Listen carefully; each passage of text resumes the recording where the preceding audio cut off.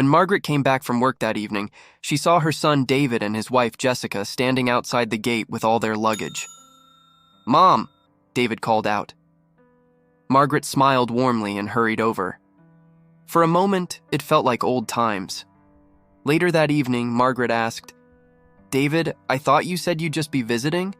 How come you came with all your luggage?" David looked down, avoiding her eyes. "Yes, Mom. We'll be staying until we find a job." Margaret nodded slowly. "You can stay here while you look for work." Weeks passed. Margaret went to work every day, paid the bills, and provided everything for the household.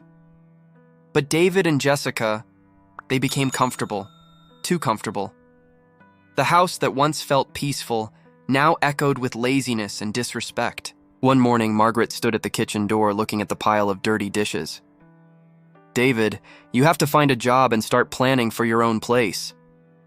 David scoffed, leaning back in the chair. "Mom, this property was owned by Dad's father." That night, Margaret couldn't sleep. "My husband and I co-owned this home," she explained softly. Within 2 weeks, the deal was done. Margaret sold the house, put the money into her retirement plan, and rented a small apartment for herself. Meanwhile, David and Jessica remained at the house, completely unaware.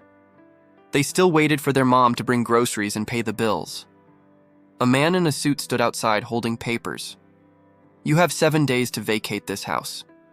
"This is my father's house. Where's my mom?" By the next day, they were out looking for jobs, something they should have done long ago.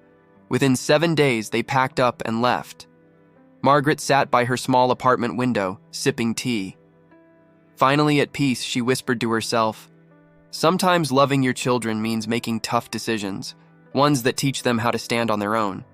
Drop a heart and comment, like and subscribe my channel, and visit my channel for full story videos.